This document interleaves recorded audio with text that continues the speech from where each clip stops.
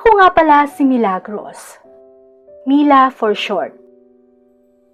Sa edad na 42, kung lilingon ako sa nakaraan, tila isang mabilis na paglipat lang ng pahina ang 25 taon na lumipas.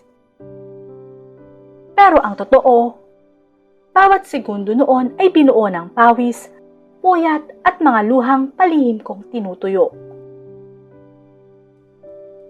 Nagsimula ang lahat nung ako'y 17 anyos pa lamang.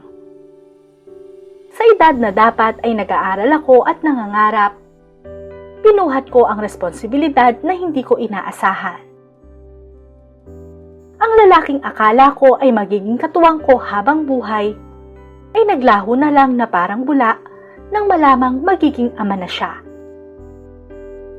Walang sustento, walang paramdam. Iniwan niya akong mag-isa sa gitna ng unos. Dahil sa hapdi ng pagkakaiwan na yon, tila nilagyan ko ng mataas na bakod ang aking puso.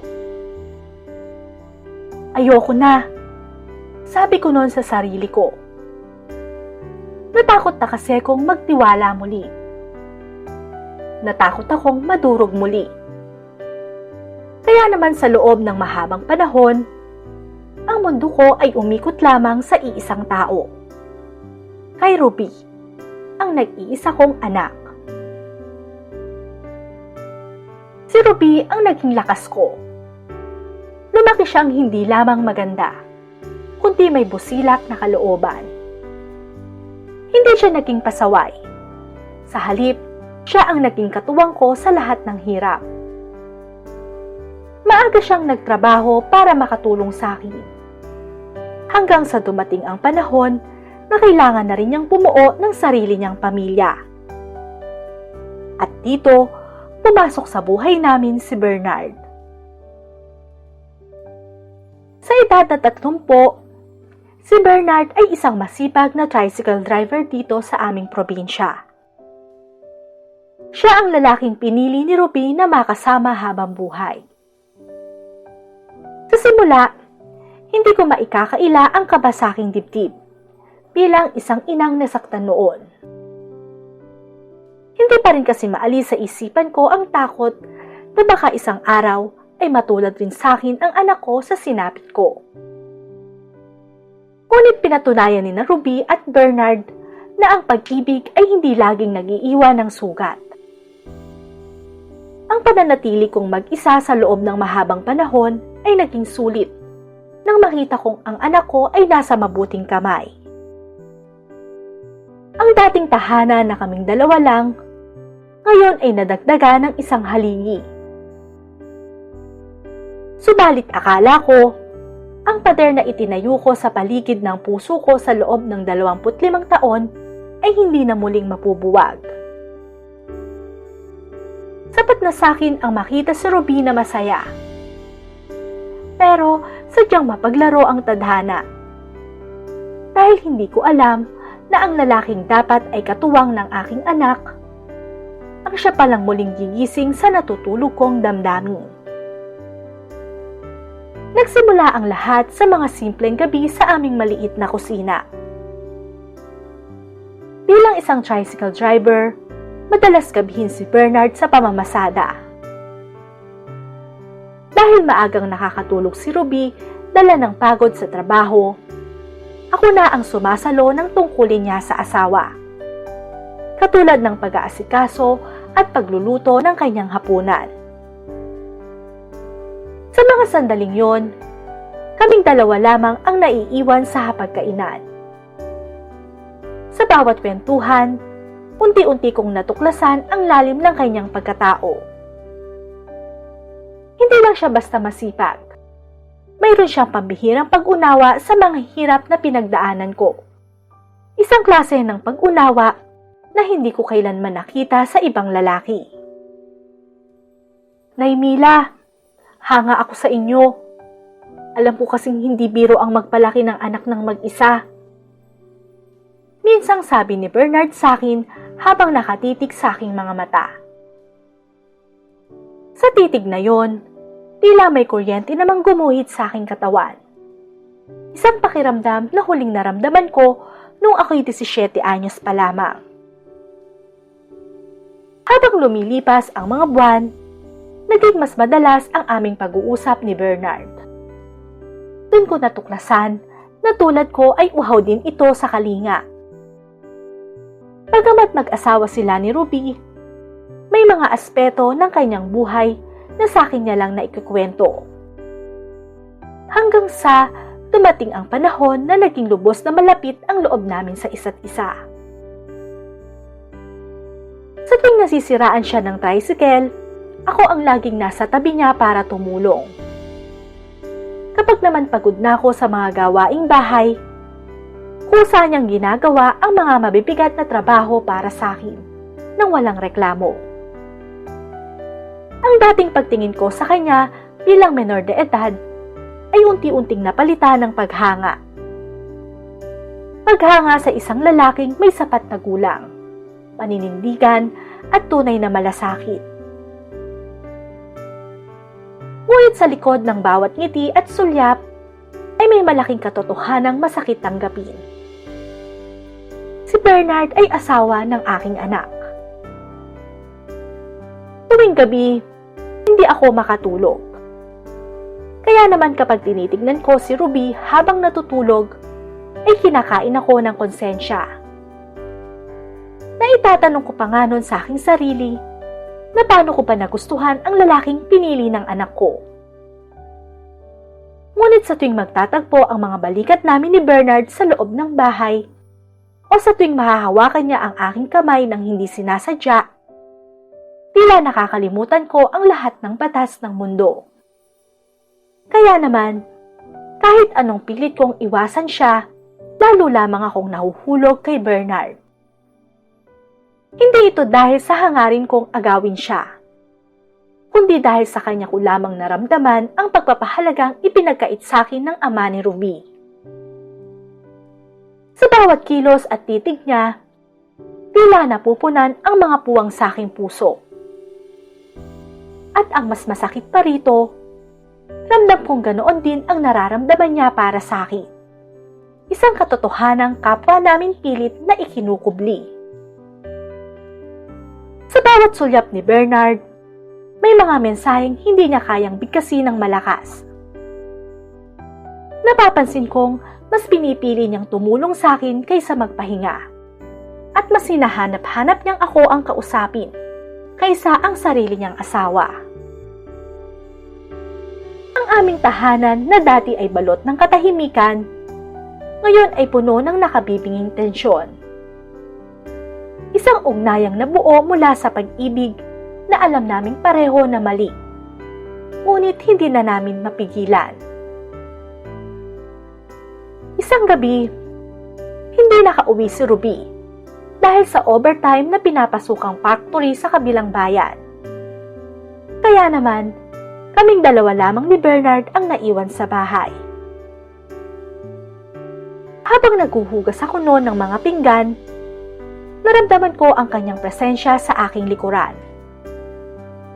Isang init na naroon, isang init na tila nagpapatigil sa tibok ng aking puso.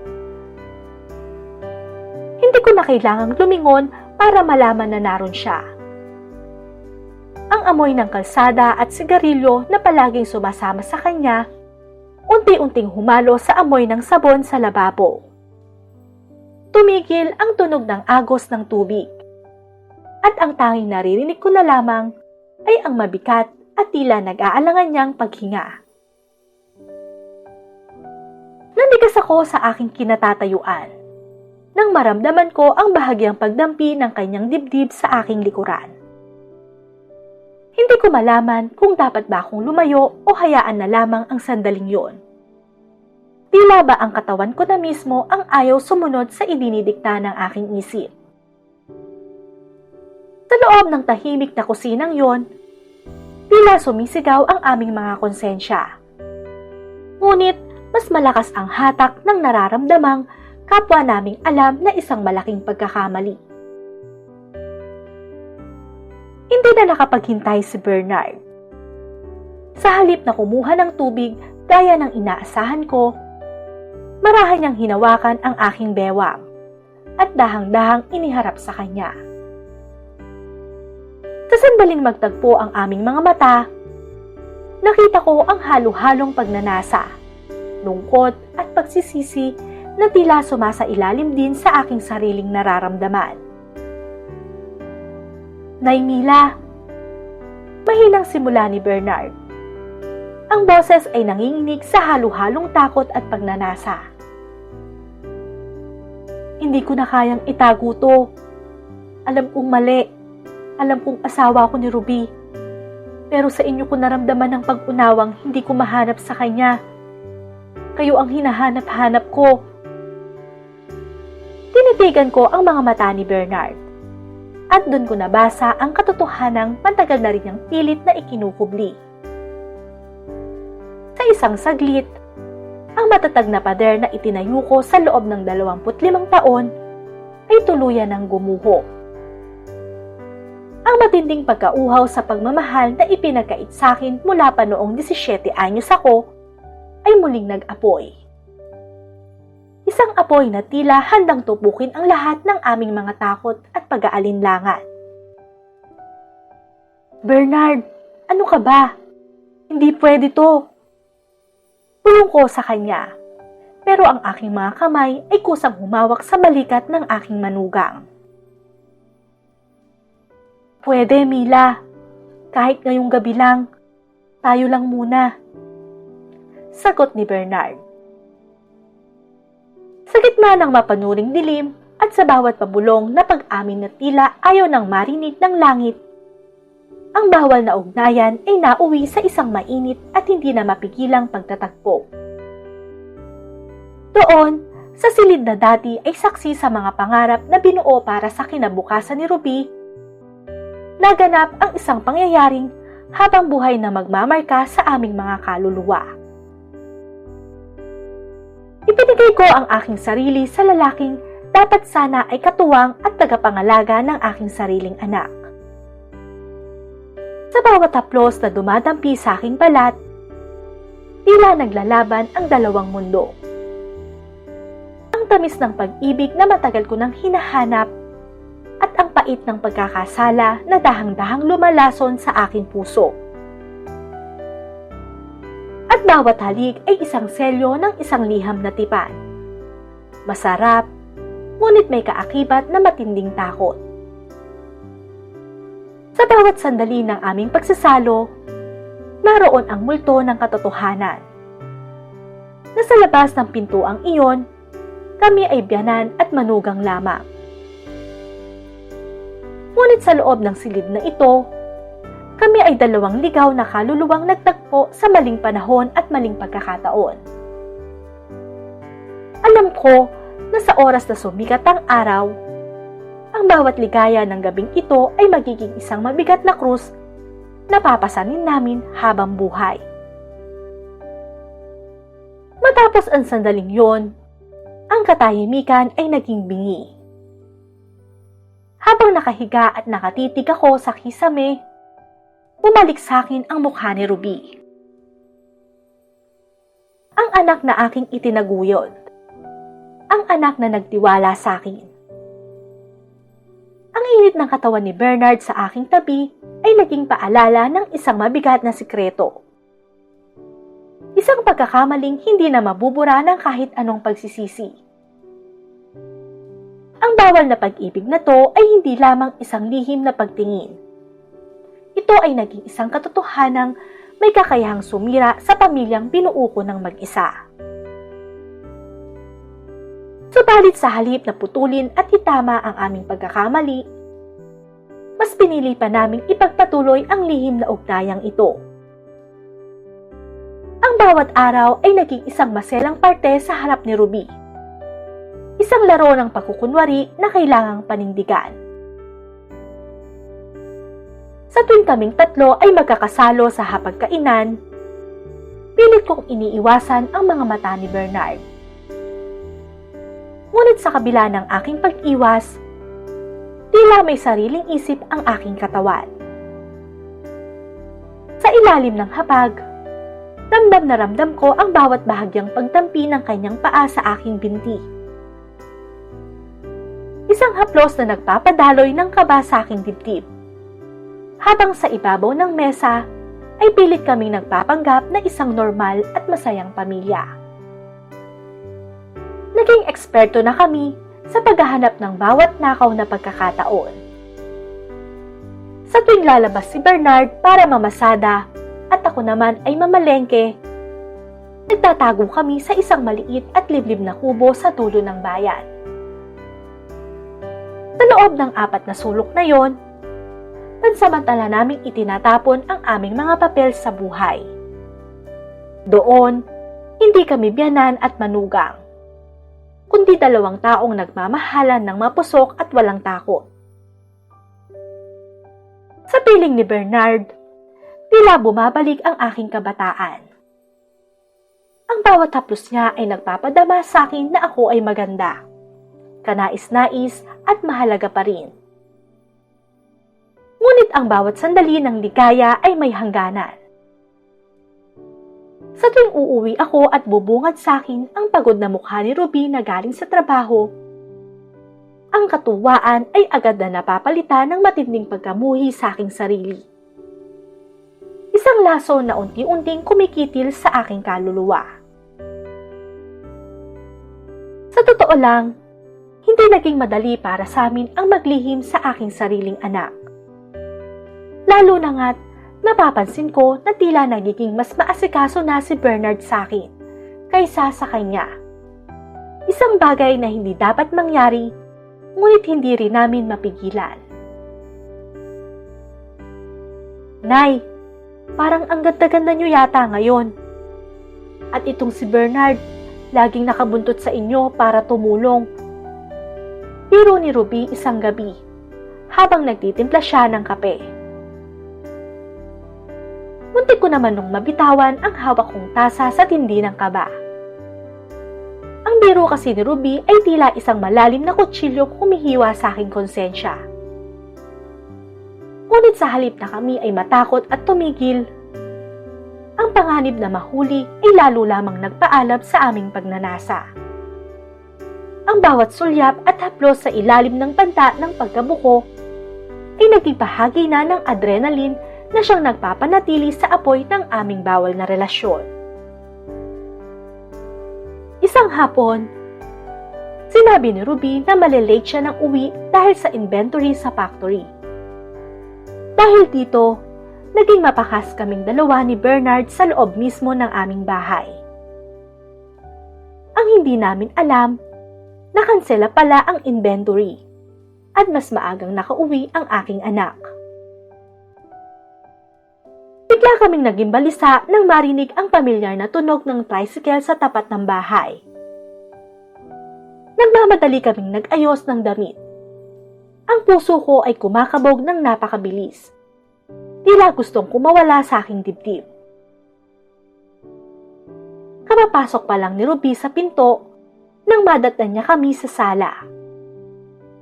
Tinitigan niya ang aking pawisang mukha at ang balisang itsura ng kanyang asawa. Bakit parang gulat na gulat yata kayo? At bakit ang dilim dito sa loob? Tanong ni Ruby. Ang kanyang mga mata ay naniningkit sa pagtataka. Tila naghahanap ng sagot sa kakatuwang katahimikang bumabalot sa amin. Nataranta ko, ngunit pinilit kong maging kalmado. Naku anak, butay dumating ka na. Nagkaproblema kasi tong saksakan sa kusina. Tila nag-spark, kaya pinatay muna ni Bernard ang main switch. Pawis na pawis kami sa pag-urong ng mga gamit para lang masuri niya. Mabilis kong tugon, habang nagpapaypay ng kamay.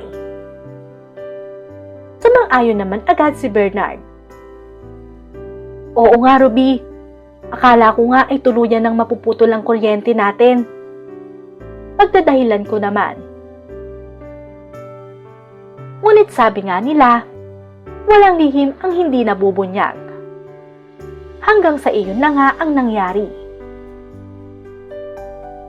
Ilang linggo ang lumipas nang magsimula akong makaramdam ng pagkahilo at pagsusuka tuwing madaling araw. Sa simula, Inisip ko na dahil lamang ito sa pagod o sa papalapit na yugto ng aking menopause. Ngunit nang hindi dumating ang aking buwan ng dalaw, pinalot na ako ng matinding kaba. Panalim akong bumili ng pregnancy test sa isang malayong bayan para walang makakilala sa akin. Sa loob ng banyo, habang nanginginig ang aking mga kamay, tinitigan ko ang resulta. 2 pulang guhit. Positibo. Napaupo ako sa sahig ng banyo. Pilit na itinataboy ang boses ng aking paghikbi at tinatakpan ng aking bibig upang hindi ako marinig ni Ruby. Ang batang dinadala ko ay hindi lamang bunga ng isang bawal na pag-ibig. Ito ay isang buhay na ebidensya ng aking pagtataksil sa sarili kong anak. Nang sabihin ko ang balita kay Bernard sa aming lihim na tagpuan, tila nawalan siya ng kulay sa mukha. Nanatili siyang nakatulala, hindi makapaniwala sa narinig.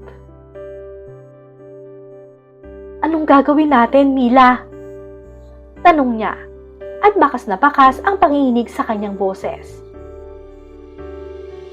"Paano natin itatago to kay Ruby? Lalaki ang tiyan mo. Hindi natin maikakaila ang katotohanan sa loob ng mahabang panahon."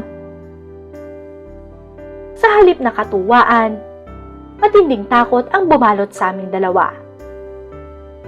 Ang sanggol na dapat sana ay simbolo ng bagong buhay ay naging marka ng aming pagkawasak. Magiging ama na si Bernard, ngunit ang ina ng kanyang anak ay ang sarili niyang biyanan at hindi ang babaeng pinangakuan niya sa harap ng altar. Dahil sa takot na malaman ni Ruby ang katotohanan, nagsimulang mag-isip si Bernard ng mga paraan. "Umalis na tayo rito," habang hawak ang nanginginig kong mga kamay. "Magtanan na tayo. Sasabihin ko kay Ruby na magtatrabaho ko sa malayo. At ikaw naman, magkunwari kang mag-aalaga ng may sakit na kamag-anak sa Maynila." Wika ni Bernard. Ngunit alam ko sa aking sarili na hindi ganoong kadaling iwan ang anak na itinaguyod ko sa loob ng 25 taon. Sa tuwing titingin ako kay Ruby, tila nakikita ko ang sarili ko nung ako ay 17 anyos pa lamang. Ang babaeng iniwan at tinalikuran ng lalaking minahal ko noon. Ngayon, ako naman ang nang-iiwan. At ang masaklap pa, ako ang sumisira sa kaligayahan ng sarili kong anak. Isang hapon, habang wala ako sa bahay dahil bumili ng mga bitamina sa bayan, ay hindi ko alam na pumasok sa Ruby sa aking kwarto. Balak niya lang daw sanang maghanap ng lumang litrato para sa isang proyekto.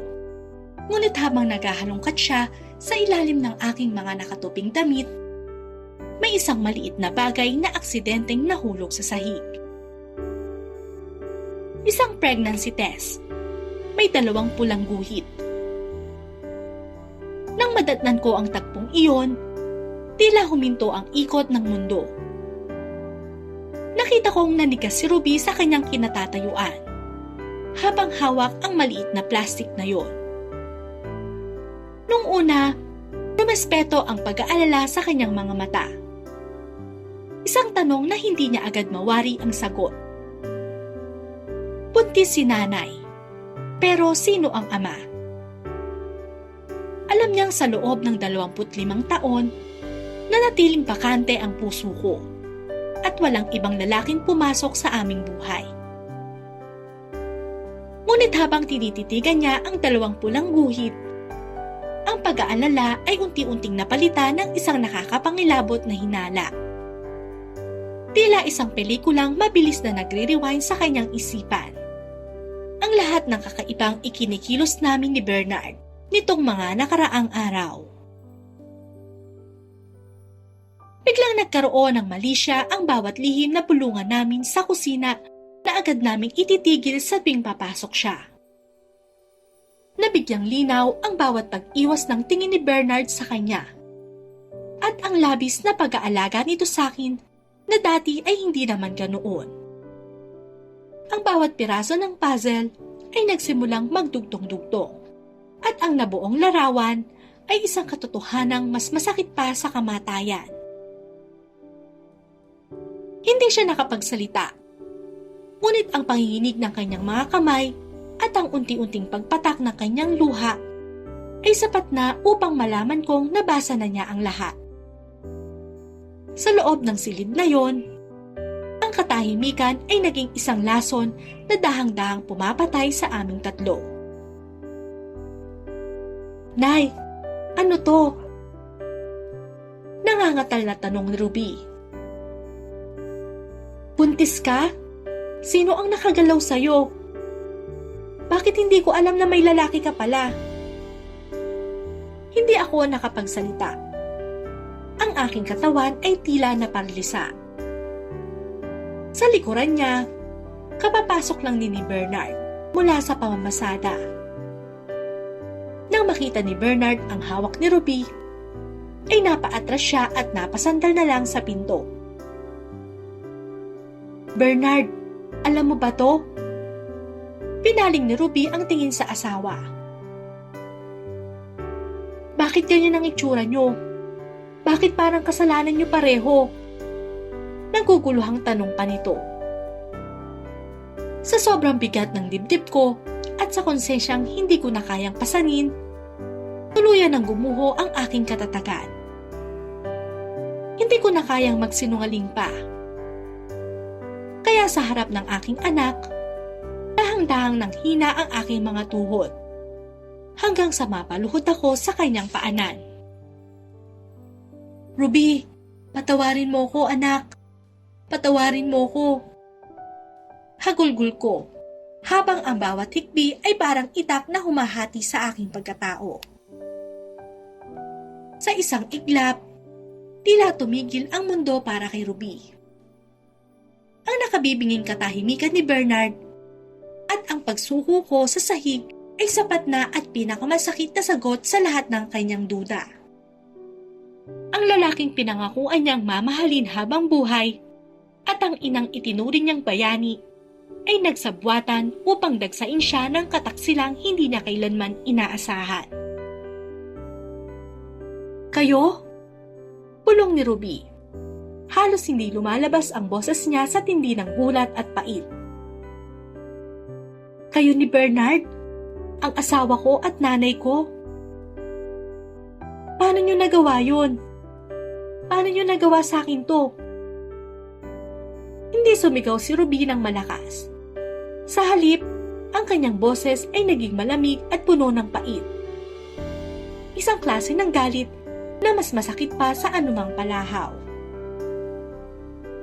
Pumasok si Ruby sa kanilang silid ni Bernard.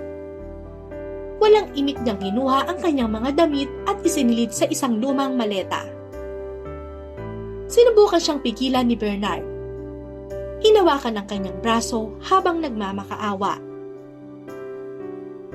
Ruby, hayaan mo kong magpaliwanag. Hindi namin sinasadya. Nadala lang kami. Mabilis na tinabig ni Ruby ang kamay ni Bernard. Huwag mo kong hahawakan gamit ang mga kamay na humahaplos sa nanay ko. Bulyaw niya. Wala na tayong mag-uusapan pa. Tapos na ang lahat sa atin. Masakit na pahayag nito. Paglabas ni Ruby sa pinto, pumungat sa kanya ang anyo kong durog at nakaluhod pa rin sa sahig. Patuloy ang aking pag-atungan. Humihingi ng tawad sa gitna ng baha ng sarili kong mga luha. Ngunit tinitingnan ako ni Ruby. Hindi na bilang isang anak na puno ng pagmamahal, kundi bilang isang babaeng ninakawan ng dangal at pagkatao. Nay, buong buhay ko, ikaw ang ginawa kong inspirasyon. Akala ko, ikaw ang pinakamalakas at pinakamabuting babaeng kilala ko dahil mag-isa mo kong itinaguyod. Panimula niya. habang nanginginig ang bawat hibla ng kanyang labi sa tindi ng puot at pait. Mula sa araw na to, wala na akong nanay at wala na rin akong asawa. Magsama kayo sa dumi na binuo nyo. Pitpit ang kanyang maleta, lumabas si Ruby ng bahay nang hindi man lang lumilingon. Sumakay siya sa unang bus na dumaan. Palayo sa probinsyang dati ay saksi sa kanyang mga pangarap, ngunit ngayon ay naging libingan na lamang ng kanyang kaligayahan. Naiwan kami ni Bernard sa loob ng bahay na dati ay puno ng tawanan at pag-asa. Ngayon, ang bawat sulok ay pinalot ng isang mabigat at nakabibinging katahimikan. Hinawakan ko ang aking tiyan, ang batang bunga ng aming pagkakasala. Nakuha nga namin ang isa't isa, nakamit namin ang bawal na pag-ibig na aming ipinaglaban, ngunit ang kapalit nito ay ang habang buhay na pagkawala ng aking anak. Sa dulo, naging ina kong muli. Ngunit sa pagkakataong ito, mag-isa kong haharap sa bukas. Hindi dahil iniwan ako ng isang lalaki, kundi dahil tinalikuran ako ng mismong dugong nagmula sa aking mga laman. Hanggang dito na lang ang aking kwento. Ang inyong tagapagbahagi, Mila.